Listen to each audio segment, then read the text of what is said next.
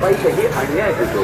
एक प्रकारे दोन दाबून भुक्यांचा मार माझ्या शेतकऱ्याला सहन करावा लागतो. त्यामुळे इथला रोगच अपघात होत आहे. बेरोजगारीनं इथली तरुण पोरं फार वैतागून गेली. गुन्हेगारी प्रचंड मोठ्या प्रमाणात वाढली. रोजच होणाऱ्या पेट्रोल डिझेल दरवाढीनं सामान्य माणूस होरपळतोय.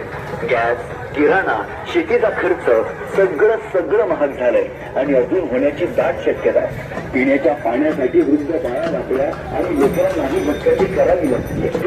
अशी नोटबंदी, मग गॅस टंचाई आणि आता पेट्रोल डिझेलच्या टंचाईत सर्वसामान्य लोकांना रांगामध्ये उभं राहायला मजबूर केलं जात आहे.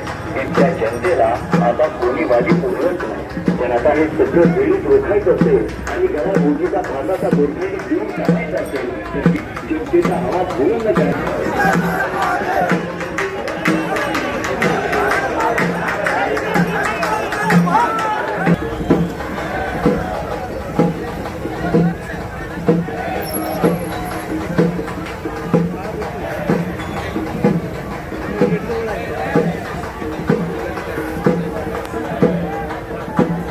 दिवसेंदिवस महागाईचा भडका वाढत चाललेला आहे आणि या परिस्थितीमध्ये केंद्र सरकारचं ना राज्य सरकारचं सामान्य जनतेकडे दुर्लक्ष आहे.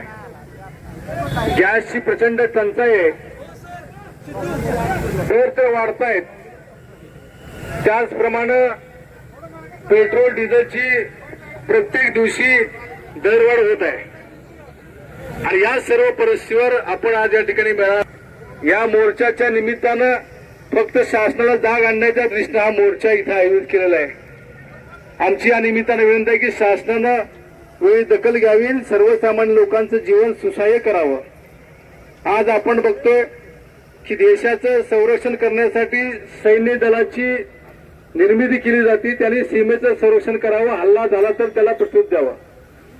पण नीट सारखी परीक्षा घेण्यासाठी सैन्य दलाचा वापर करणार, हवाई दलाचा वापर करणार, म्हणजे याचा अर्थ असा आहे की देशामधली जी यंत्रणा आहे, परीक्षा घेणारी यंत्रणा असेल, पोलीस असेल, सीआरपी असेल, याच्यावर तो विश्वास उडलाय का, अशा प्रकारची गोष्ट. आणि त्या दृष्टीने आपण शासनाला निवेदन देणार आहोत. 8 तास लाईट देत होते, आता पुन्हा 6 तास केलेले आहे. आणि उन्हाळ्यामध्ये 8 तासाचे 12 तास करणं ही मागणी शेतकऱ्यांची होती. जे काय आहे ते पाणी त्या ठिकाणी 12 तासामध्ये उपसायला आवश्यक होतं, तर 6 तास केले. अशा प्रकारचं निवेदन आम्ही या ठिकाणी देणार आहोत. आता यानंतर राष्ट्रवादी काँग्रेस पक्षाचे अध्यक्ष श्रीकांत शिंदे साहेब बोलतील.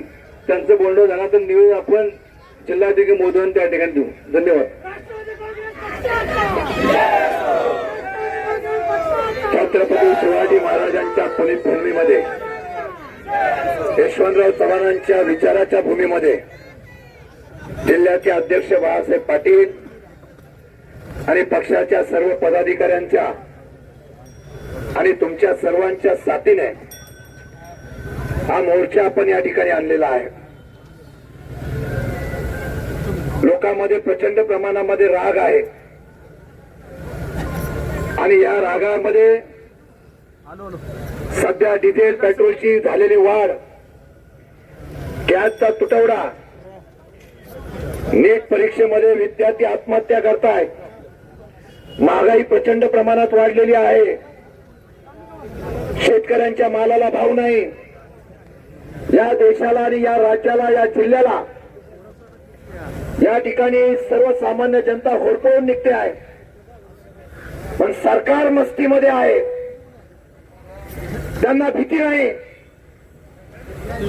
या सरकारच्या माध्यमातून जनतेच्या रोषाची पर्वा नाही.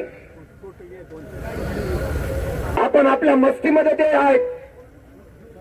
सत्ता बाजार सुरू आहे, नगरसेवक खरेदीचा, जिल्हा परिषद पंचायत समिती सदस्य खरेदीचा, पैशातून सत्ता घ्यायची आणि बहुमतावर सरकारला असं दाखवायचं. आज सातारा जिल्ह्यामध्ये राष्ट्रवादी शरद पवार पक्षाच्या वतीने हा एक इशारा मोर्चा दिलेला आहे. हा मोर्चा सर्वसामान्य जनतेचा आक्रोशाचा आहे. मी सातारा जिल्ह्यातल्या सर्वसामान्य जनतेला मी सांगणार आहे, नेते गेले पण जनतेचे प्रश्न आहेत तिथेच आहेत. सत्तेमध्ये सर्व सहभागी झाले, पण जनता त्रस्त झालेली आहे. आवाज कोण उठवत असेल तर फक्त राष्ट्रवादी शरद पवार पक्ष उठवतोय. आणि या जनतेच्या हितासाठी हा पक्ष अहोरात्र या ठिकाणी कष्ट करेल. जोपर्यंत परदेशामधला माल घेतला जात नाही, येणारा काळ 1 वर्ष फार संकटाचा आहे. महागाई वाढत चाललेली आहे, रुपयाचा डॉलरचा भाव कमी होत चाललेला आहे. लोकांना अजून त्यांचं गांभीर्य नसेल तर हा इशारावादी आम्ही सांगू इच्छितो. याला पाऊस कमी पडणार आहे, रासायनिक खतं कमी मिळणार आहेत, शेतकऱ्यांचा माल खरेदी होणार नाही, बेरोजगारी वाढलेली आहे, लेबर कोड मंजूर झालेला आहे, कायम स्वरूपाच्या नोकऱ्या आता तरुणांना मिळणार नाही, कृषी कायदा काढलेला आहे, शेतकऱ्यांच्या मालाला भाव मिळणार नाही, खाजगीकरण करायचं आणि ठराविक लोकांच्या माध्यमातून हा देश चालवण्यासाठी कायदा बनवायचा, अशा प्रकारचं संकट या देशाच्या भाजपच्या सरकारने या राज्यावर आणि देशावर आणलेला आहे. काय हो, आम्हाला अभिमान एवढाच आहे की आम्ही जनतेसाठी लढतोय.